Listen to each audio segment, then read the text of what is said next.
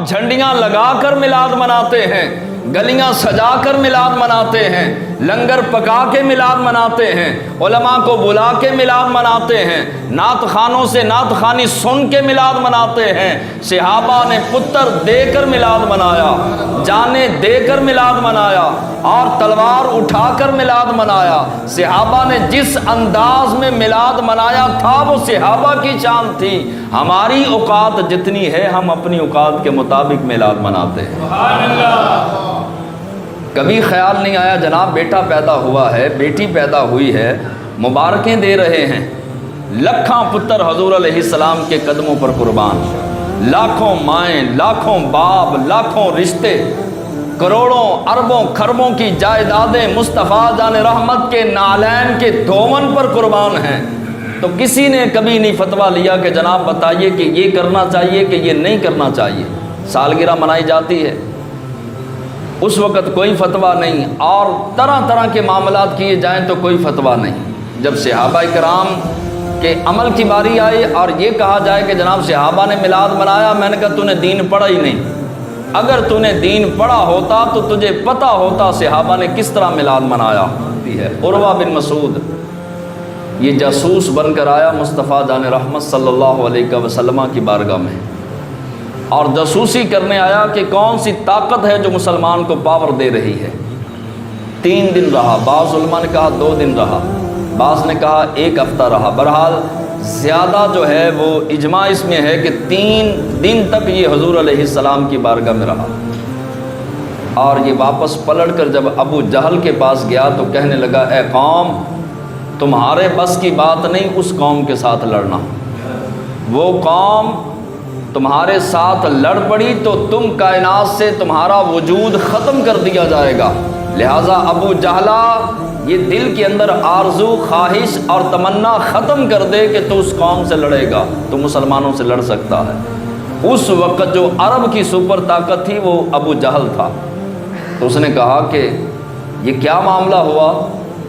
تو ہمارا بندہ ہے، ہم نے تجھے بھیجا تھا جاسوسی کرنے کے لیے، دیکھ کے آ ان کی طاقت کا راز کیا ہے، جا کے دیکھ کے آ ان کے پاس کتنے اونٹ ہیں، کتنے گھوڑے ہیں، کتنی تلواریں ہیں، کتنی زریں ہیں، اور تو آ کے ہمیں ڈرانا شروع کر دیا۔ اس نے کہا نہیں ڈرا نہیں رہا، میں حق بیان کر رہا ہوں، حقیقت بیان کر رہا ہوں، لہٰذا چھوڑ دے، یہ جنگ کرنا ان کے ساتھ جنگ کرنا تیرے بس کی بات نہیں۔ ابو جہل نے کہا ہوا کیا، معاملہ کیا ہے، بات تو بتا، حقیقت تو بتا، پردہ تو اٹھا۔ عروہ بن مسعود نے کیا کہا کہ میں نے دیکھا کہ جب وہ اپنا لعاب دہن مبارک تھوک مبارک اپنے منہ سے جدا کرتے ہیں ان کے نبی صلی اللہ علیہ وسلم، تو 1500 صحابہ اس طرح سے ٹوٹتے ہیں جس طرح سے کوئی قیمتی چیز، بہت ہیرے موتی اور جواہرات بانٹے جا رہے ہوں، اس طرح سے ٹوٹتے ہیں کہ ایک دوسرے کو قتل کر دیں، اور اس طرح ہاتھوں سے ان کا لعاب دہن لیتے ہیں، لے کر اس طرح ملتے ہیں اور چہروں پہ ملتے ہیں۔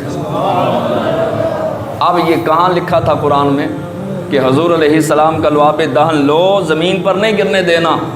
میرا بیٹا، میرا مرید، میرا شاگرد جتنی مرضی محبت کرتا ہو، کوئی اس طرح کرے گا کہ میں تھوکوں تو جناب وہ نیچے ہاتھ کر دے اور کہے جناب ادھر آپ میرے ہاتھوں پہ تھوکیں۔ اللہ کے محبوب صلی اللہ علیہ وسلم لعاب دہن نکالتے تو 1500 صحابہ دوڑ پڑتے، انہوں نے کسی سے فتویٰ نہیں لیا، حضور سے بھی فتویٰ نہیں لیا، آقا یہ بتائیں کہ یہ آپ کا تھوک مبارک چنانچہ یہ نیچے گرنا چاہیے کہ نہیں گرنا چاہیے، ہم ہاتھوں پہ لیں یا نہ لیں؟ بابا جی فرمایا کرتے تھے کہ عشق اپنے فیصلے کرنے میں خود دلیر ہوتا ہے۔ تو نے 2 جھنڈیاں لگانی ہیں اور پھر بھی پوچھ رہا ہے کہ میلاد منانا چاہیے کہ نہیں منانا چاہیے؟ جو منع کرتے ہیں ان کی مت ماری گئی، تو کیوں فتوے لے رہا ہے؟ انے واہ حضور سے محبت کر، 2 جھنڈوں کی بجائے 12 جھنڈے لگا، ایک گلی کو سجانے کی بجائے پورا محلہ سجا، گھر سجا، دل سجا، اپنی زندگی کو نیکیوں سے سجا، پورا ملک سجا، پوری دنیا سجا، اور کسی سے فتویٰ لینے کی ضرورت نہیں۔ صحابہ نے بتا دیا کہ عشق میں فتوے نہیں لیے جاتے، جو عشق میں فتوے لیتا ہے وہ عشق نہیں کرتا، وہ اپنے اس دعوی محبت و عشق میں جھوٹا ہے۔ صحابہ کرام تھوک مبارک حضور کی لعاب دہن زمین پر نہیں گرنے دیتے، نہ قرآن میں ہے نہ حضور نے کبھی فرمایا کہ میرا لعاب دہن زمین پہ نہیں گرنا چاہیے۔ اب عروہ بن مسعود کہتا ہے کہ وہ جب وضو کرتے ہیں تو ان کے صحابہ وضو کے پانی کا، بخاری شریف پڑھ رہا ہوں، وضو کے پانی کا ایک قطرہ بھی زمین پر گرنے نہیں دیتے، نیچے ہاتھ رکھتے ہیں، ہاتھوں پہ ملتے ہیں، چہروں پہ ملتے ہیں، جسم پہ ملتے ہیں، اور جس کو وضو کے پانی کا قطرہ یا تھوک مبارک نہ ملے تو جس صحابی کو ملی تھی اس کے گیلے ہاتھوں کے ساتھ مس کر کے اپنے چہروں پہ ملتے ہیں۔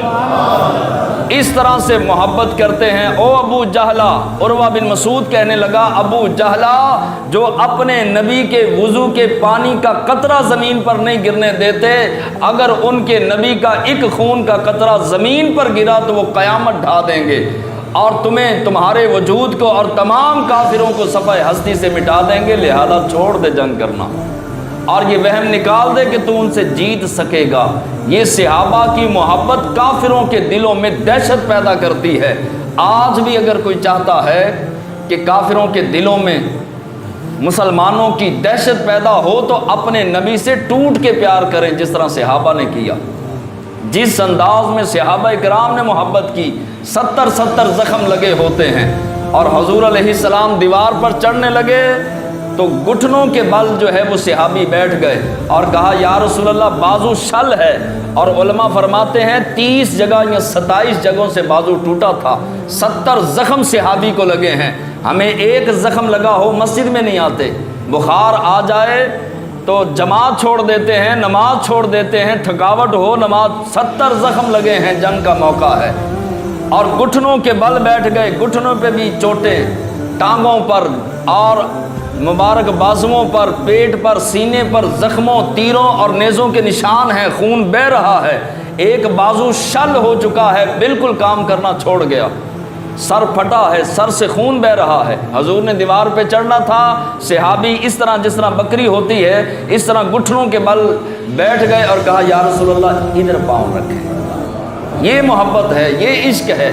ذرا سی گرمی لگی درود و سلام سے بھاگ گئے۔ میں بھی عاشق رسول ہوں، جماعت چھوڑ دی، نمازیں چھوڑ دیں، داڑیاں منڈا دی، میں بھی عاشق رسول ہوں۔ کئی مہینے تلاوت قرآن نے کی، میں بھی عاشق رسول ہوں۔ جھوٹ اور حرام کما کر کھایا، پیٹ میں ڈالا، بچوں کو کھلایا، میں بھی عاشق رسول ہوں۔ اللہ کے نبی صلی اللہ علیہ وسلم کی ہر حدیث اور حضور کے ہر فرمان کے خلاف چلے، غیبتیں کی، چغلیاں کی، بہتان باندھے، جھوٹ بولے، مسلمانوں کو دھوکہ دیا، مسلمانوں کو نقصان پہنچایا، لڑائیاں کی، جھگڑے کیے، گالم گلوچ کیا، ہر گناہ کرنے کے بعد کہتے ہیں جی ہم بھی عاشق رسول ہیں۔